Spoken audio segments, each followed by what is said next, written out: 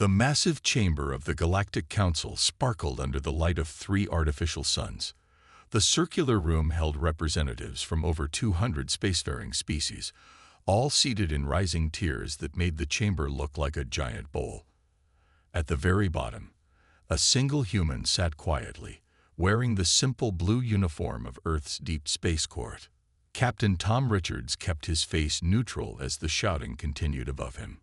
He had gotten used to it over the years, the way other species looked down on humans. Today was no different, except perhaps the stakes were higher than ever before. These humans, boomed Ambassador Rock of the Stone Giants, his crystalline body reflecting rainbow patterns on the walls. They take 10 years to approve a simple mining operation. They spend more time planning than doing. Laughter echoed through the chamber. The council head, a tall being made of pure energy contained in an environment suit, raised his glowing hand for silence. We face a crisis unlike any other. The space-time anomaly in the Dexys sector is growing. 3 solar systems have already been evacuated. Holograms appeared in the center of the chamber, showing a swirling mass of purple and black energy. It pulsed like a sick heart, sending out waves that twisted the very fabric of space around it. Our greatest warriors must face this threat, declared General Blast, his red scales gleaming as he stood up. His species, the Fire Brothers, were known for charging into battle without hesitation. My forces stand ready to do what exactly? A calm voice cut through the chamber. All eyes turned to Captain Richards, who had finally spoken. He stood up slowly, his movements deliberate. Are your warriors planning to shoot at a space-time anomaly, General? The chamber fell silent. Richards continued, his voice steady. We've received the sensor data. This isn't a battle to be won with guns or bravery. It's a scientific phenomenon that needs to be studied and understood before anyone takes action. Typical human response, sneered Ambassador Swift of the Windrunners, his ethereal form flickering with annoyance. Always hiding behind your computers and studies. Where is your warrior spirit? Richards walked to the central platform, his footsteps echoing in the quiet chamber. He pressed a few buttons, and the hologram of the anomaly expanded, showing more detail. Look here, he pointed to the edges of the anomaly. There's a pattern to the energy fluctuations. This isn't a natural occurrence. It's more like a machine malfunctioning. We need scientists and researchers, not warriors. Then send your warriors, General Blast roared. Show us these brave humans who would face such danger. Richards turned slowly, looking at each section of the chamber. Earth Space Command will send a research vessel. We have already begun preparations. The chamber erupted in laughter again. Ambassador Rock's voice boomed over the others. A research vessel. While we send battleships, you send scientists with notebooks. Yes, Richards replied simply. Because that's what this situation needs. We'll send our best team, with proper equipment and careful plans. Unless, of course, any of your warrior fleets would like to go first. The laughter died down. General Blast shifted uncomfortably. Ambassador Swift's form flickered more rapidly. Nobody spoke. As I thought, Richards said quietly. Earth accepts this mission. We will send the research vessel Prudence to investigate and find a solution. All we ask is that your fleets maintain a safe distance and be ready to assist if needed. The council head's glowing form dimmed slightly, their equivalent of a thoughtful nod. The humans accept this task. Let it be recorded. As Richards walked back to his seat, the chamber filled with whispers. He could hear them calling humans cowards, weaklings, too afraid to fight. But he also noticed something else. Relief in many of their voices. Relief that someone had volunteered to face the growing threat. Back on Earth, Commander Jane Miller was already preparing her team. The Prudence would launch within 24 hours, carrying not warriors hungry for glory, but scientists and engineers ready to solve the greatest puzzle humanity had ever faced. Sometimes, Richards thought as he sent the mission confirmation to Earth, the bravest thing wasn't charging into battle.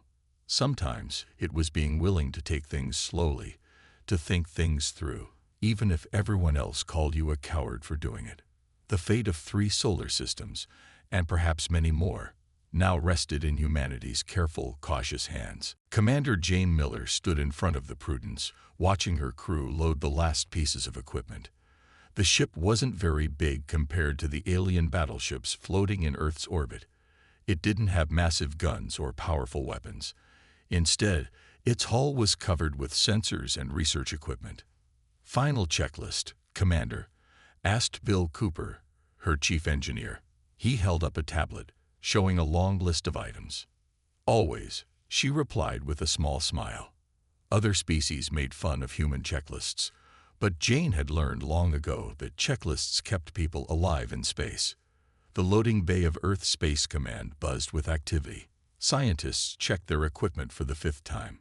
Engineers ran final tests on their special probes. Medical staff made sure their supplies were properly stored.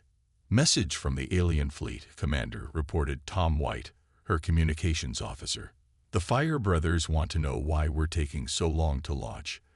They say their warriors would have been halfway there by now." Jane looked at the message and shook her head. "Tell them we'll launch when we're ready. Better to take an extra hour checking everything than spend a week dealing with broken equipment." Inside the ship, the crew moved with purpose. Each person knew their job, had practiced it hundreds of times in simulations. They had spent the last 24 hours running through every possible scenario they could think of. "Probe systems," Jane called out. "Triple-checked," answered Mary Green, the science officer. "We have 15 remote drones ready, each with backup power systems. If something goes wrong with one, we have 14 more." "Shields, primary and secondary systems at full power," Bill reported. "Added a 3rd backup system last night. Better safe than sorry." A loud alarm sounded through the bay. Everyone stopped and looked up. On the huge screens above them, the space-time anomaly had grown bigger. Another star system was being evacuated. "They're calling us cowards up there," Tom said quietly, looking at more messages from the alien fleet, saying we're wasting time while people are in danger. Jane walked to the center of the loading bay. "Everyone gather around," she called out. Her 30 crew members formed a circle around her. "You've all seen the messages. You've heard what they're saying about us," she began. "They think we're afraid because we take our time. Because we check everything twice, 3 times, or more. Because we send probes ahead instead of rushing in." She pointed to the screens showing the anomaly. "That thing up there. It's not a monster we can fight. It's not an enemy we can shoot. It's a scientific problem that needs a scientific solution. And that's exactly what we're trained for." The crew nodded. They had all been chosen for this mission, not because they were the bravest or strongest, but because they were thorough.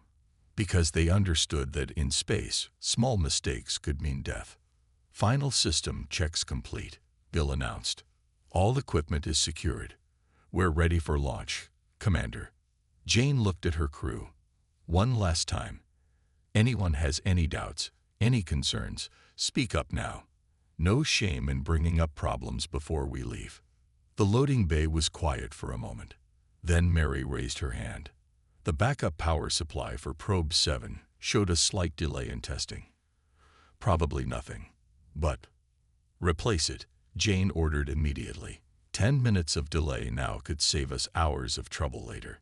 The alien ships in orbit watched as the Prudence finally lifted off, a full hour later than planned. Their communications channels filled with jokes about human slowness, human fear, human weakness. But as the Prudence moved away from Earth, Jane felt nothing but pride in her crew. They had checked everything. They were prepared for anything. They might not be warriors rushing into battle, but they were something just as important. They were careful, thorough professionals facing a problem they were trained to solve. "Course set for the anomaly," reported the navigation officer. "All systems running normally." "Take us out," Jane ordered. "Slow and steady. We'll get there when we get there. And we'll be ready when we do." The Prudence moved forward into space, carrying its cargo of scientists, engineers, and equipment. Behind them, Earth grew smaller. Ahead of them, Somewhere in the darkness, a space-time anomaly waited to be studied, understood, and hopefully solved. They might not be the fastest ship heading toward the crisis, but Jane knew they would be the most prepared. Sometimes, that made all the difference between success and disaster. The Prudence dropped out of faster-than-light travel at a safe distance from the anomaly. Through the main viewport, the crew could see it clearly for the first time. A massive purple and black whirlpool in space, surrounded by floating debris from destroyed planets. "Look at those alien warships," Tom White said from his communication station. "They're keeping their distance. So much for their warrior spirit." Commander Jane Miller studied the readings on her screen. Dozens of alien battleships formed a wide circle around the anomaly, but none dared to get closer than 1,000,000 kilometers. "Launch Probe 1, Jane ordered. Mary Green, sitting at the science station, pressed several buttons. A small drone shot out from the Prudence's front section. "Probe 1 launching. Now transmitting data," Mary reported. Everyone watched as numbers and readings began flowing across their screens. Bill Cooper frowned at his engineering display. "Commander, these energy readings, they're not random." "What do you mean?" Jane moved to look over his shoulder. "The patterns. They're too regular." Bill pointed to a repeating line of numbers. "Natural space phenomena don't behave like this. This looks more like a machine." Jane finished his thought. The crew fell silent as they realized what this meant. "Probe 1 is approaching outer edge of the anomaly," Mary announced. "Reading massive energy spikes." "Wait, Probe 1 just found something interesting." Putting it on main screen. The large screen at the front of the bridge lit up with an image that made everyone gasp. Hidden within the swirling energy, they could see something solid. A massive metal structure. "It's artificial," Jane said quietly. "This isn't a natural anomaly at all. Someone built this." The alien ships noticed the probe's discovery too. Their communication channels exploded with chatter. "They're arguing about what to do," Tom reported, listening to the alien transmissions. "The Fire Brothers want to shoot at it. The Stone Giants think they should ram it. The Windrunners are suggesting they try to race through the energy field." Jane shook her head. "Launch probes 2 and 3. Let's map this structure before anyone does anything stupid." The new probes shot forward, joining the first one. Together, they began creating a 3-dimensional map of the hidden structure. "Commander," Mary's voice was urgent, "I'm detecting a pattern in the energy field.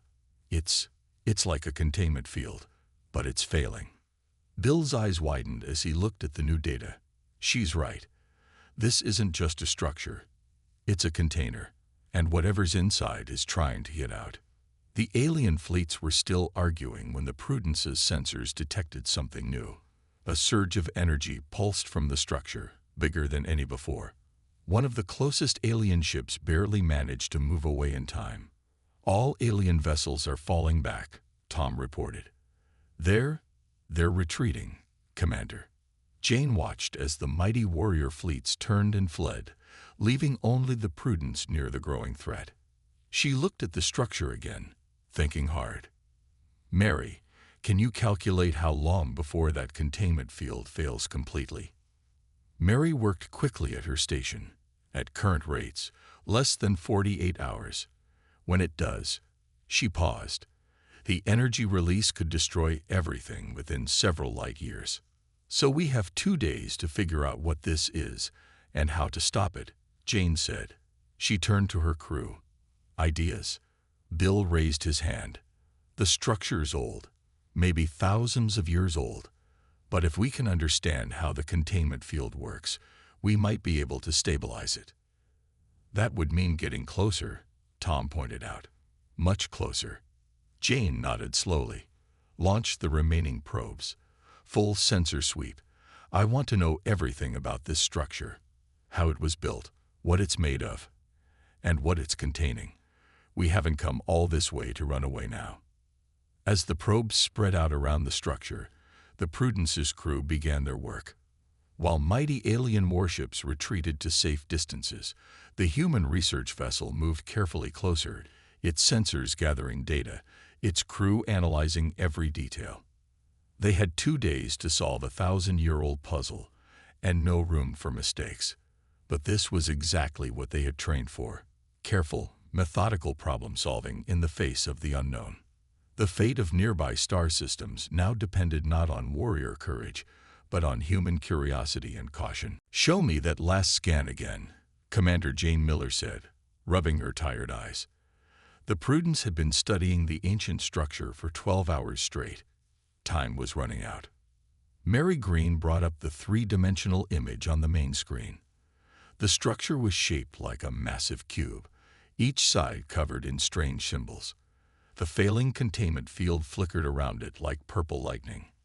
"Look here," Bill Cooper pointed to a section of the cube.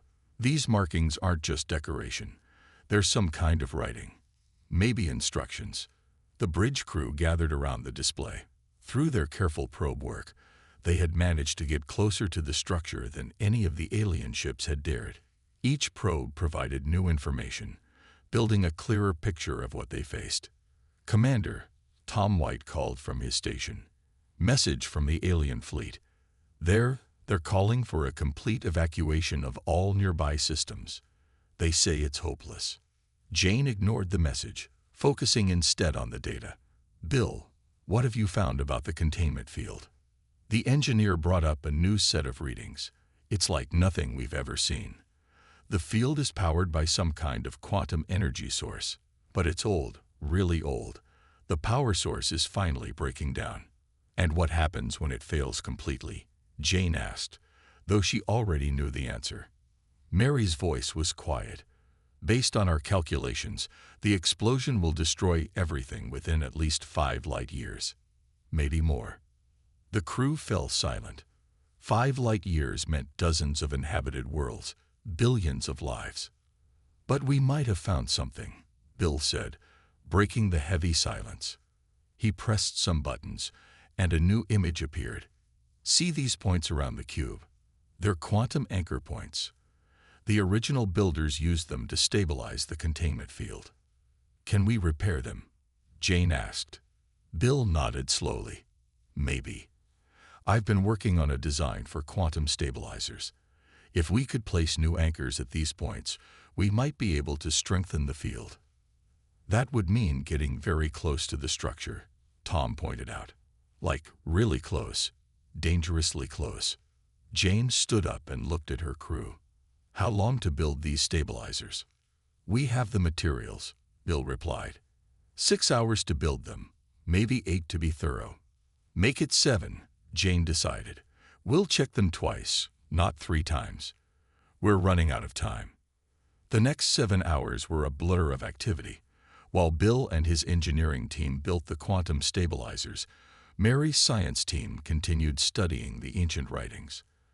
Tom kept monitoring the increasingly panicked messages from the retreating alien fleets. Jane watched it all from the bridge, making sure every step was done right. They couldn't afford mistakes, but they also couldn't afford to waste time. "Stabilizers are ready," Bill reported finally. "We built 4 primary units and 1 backup." "Show me the placement plan," Jane ordered. A new hologram appeared, showing the cube with 4 points marked around it. "We'll need to place them in these exact positions," Bill explained. "The tricky part is, they all need to be activated at almost the same time." "How close do we need to get?"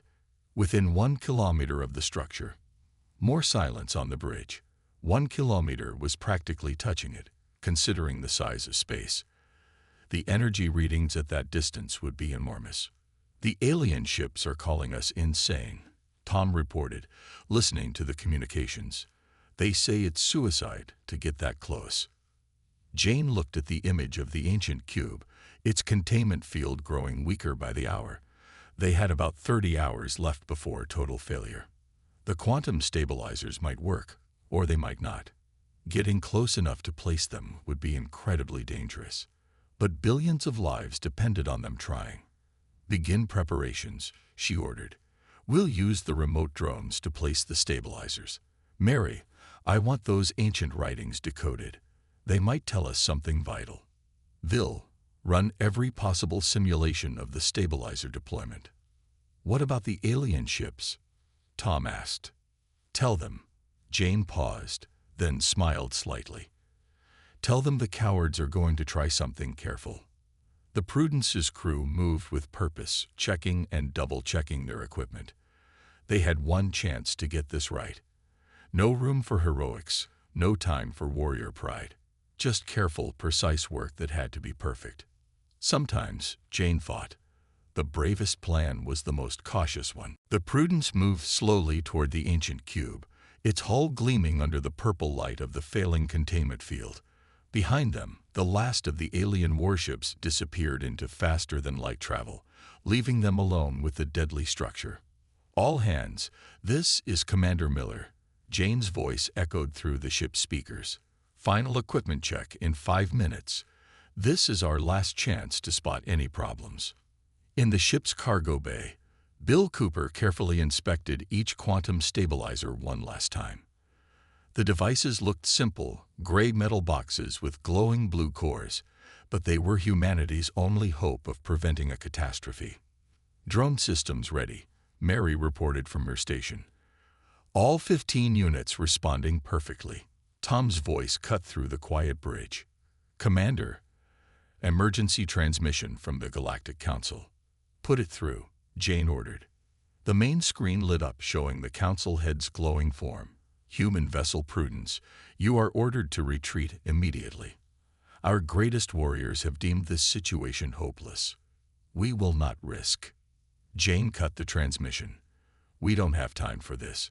Status report. 22 hours until complete containment failure, Mary answered. Energy levels still rising. Bill, are you ready? Yes, Commander. Stabilizers are loaded into drones 1 through 4. Drone 5 has the backup unit. Jane took a deep breath. This was it. Begin approach sequence. Nice and slow. The Prudence crept forward. At first, nothing seemed to change. Then, at 3 kilometers out, the ship began to shake.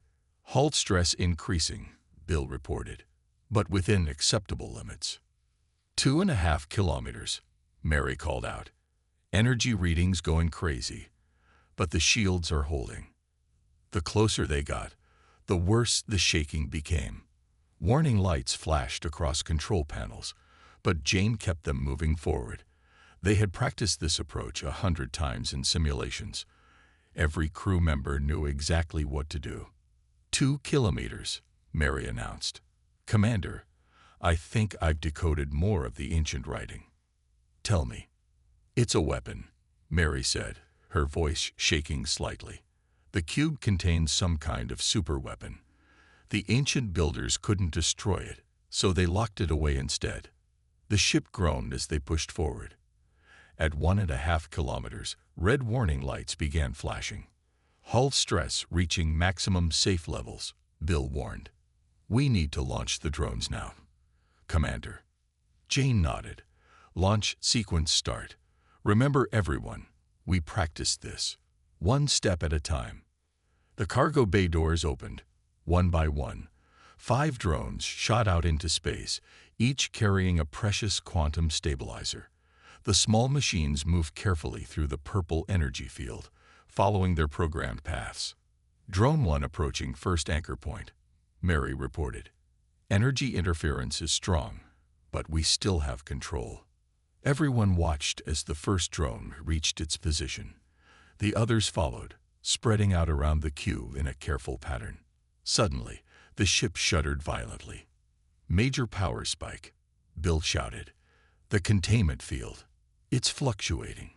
A burst of energy shot out from the cube, missing the Prudence by mere meters. Where it passed, space itself seemed to twist and bend. Hold position, Jane ordered. Keep those drones on course. The minutes crawled by as each drone moved into place. Warning alarms blared constantly now. The ship's hull creaked under the strain of the energy field. First stabilizer in position, Mary reported. Second, third. Another energy burst shot past them. The ship's lights flickered. Losing power to secondary systems, Bill warned.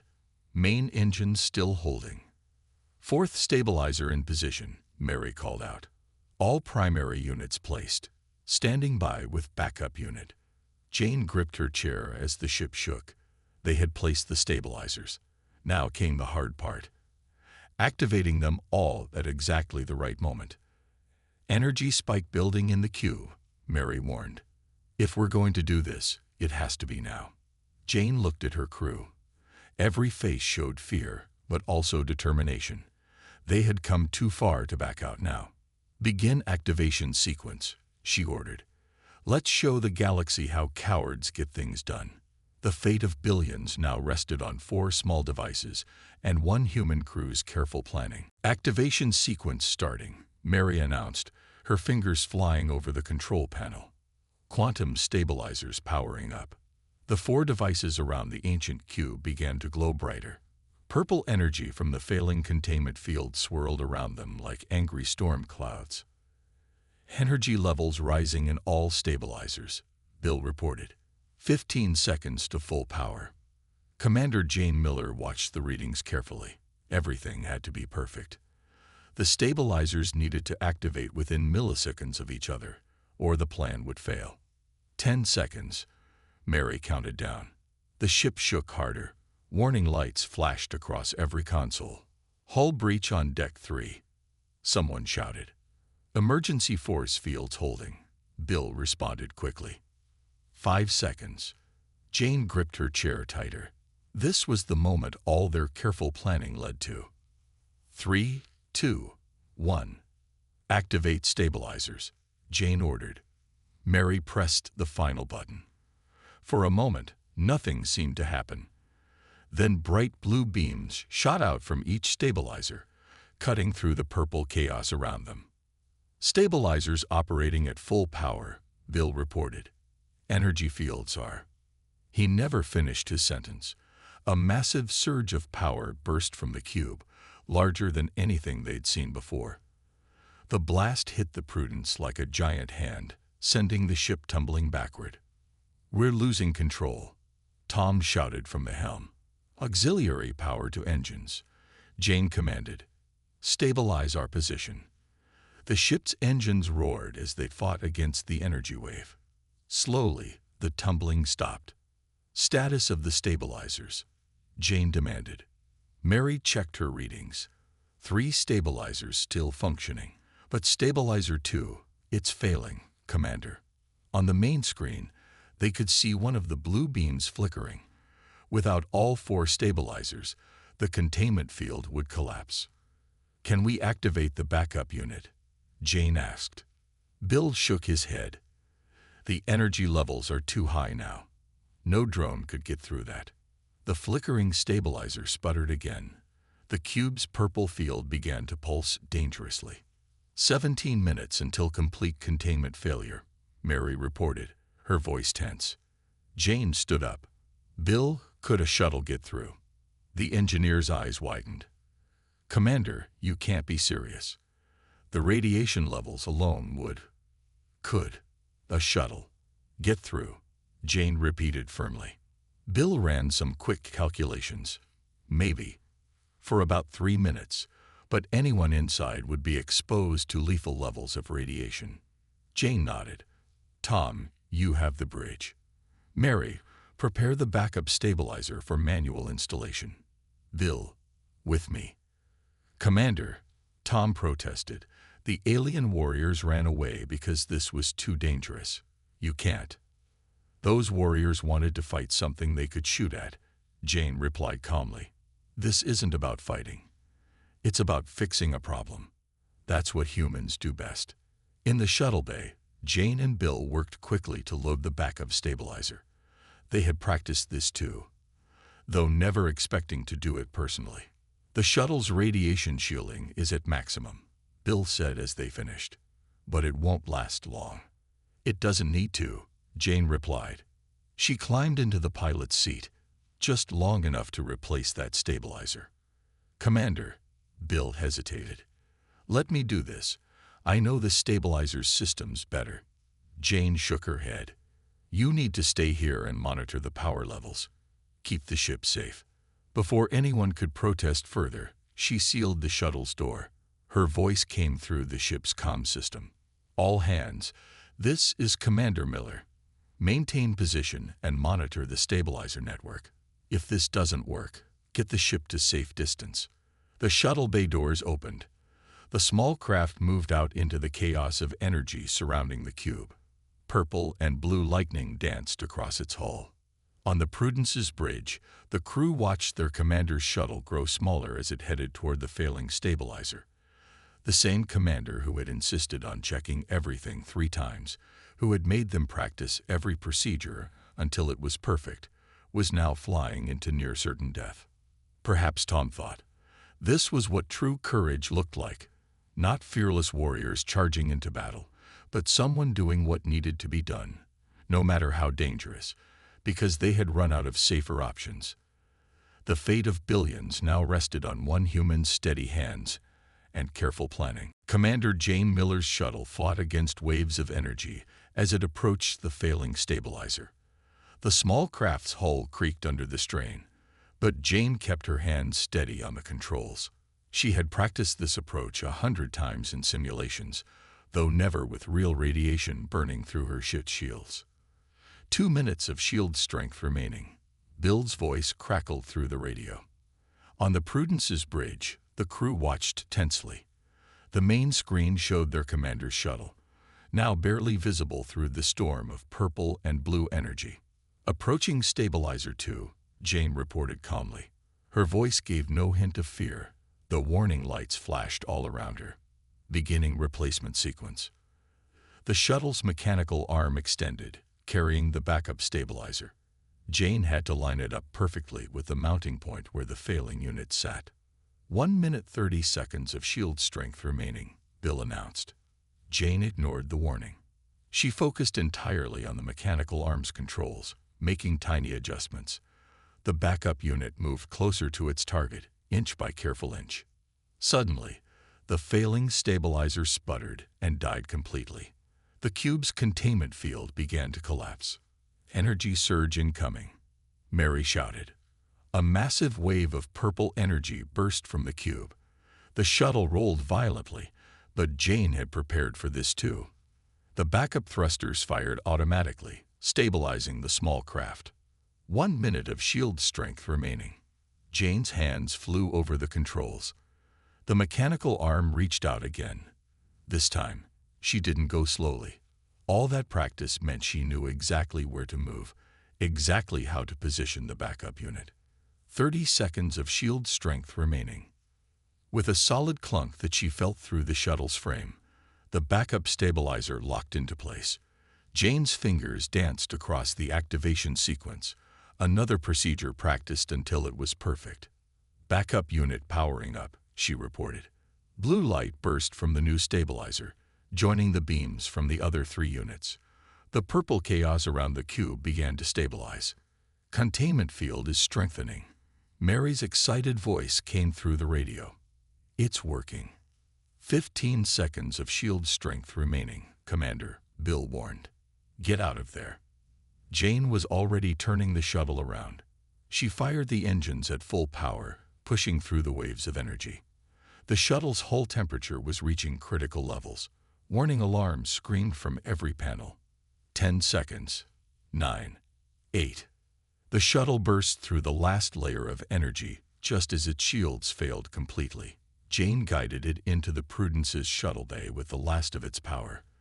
The small craft's engines died as it touched down. Medical teams were waiting when she climbed out. Despite their concerns, Jane walked straight to the bridge. She needed to see this through. Status report, she ordered, taking her seat. Her voice was tired but firm. Containment field fully stabilized, Mary reported happily. The ancient weapon is secure. We did it, Commander. The bridge crew cheered. Jane allowed herself a small smile. Incoming transmission, Tom announced. It's everyone. The Galactic Council, the alien fleets, they're all coming back. The main screen lit up with transmission after transmission. The council head's glowing form appeared first. "Commander Miller," the council head spoke. "Your methods have proven most effective. The Galactic Council extends its deepest gratitude." Jane noticed there was no more mockery in the alien leader's voice. No more jokes about human caution or cowardice. "We did what needed to be done," she replied simply. "Now, if you don't mind, my crew needs to run a complete system check. We took some damage during the operation." The alien leaders looked at each other in surprise.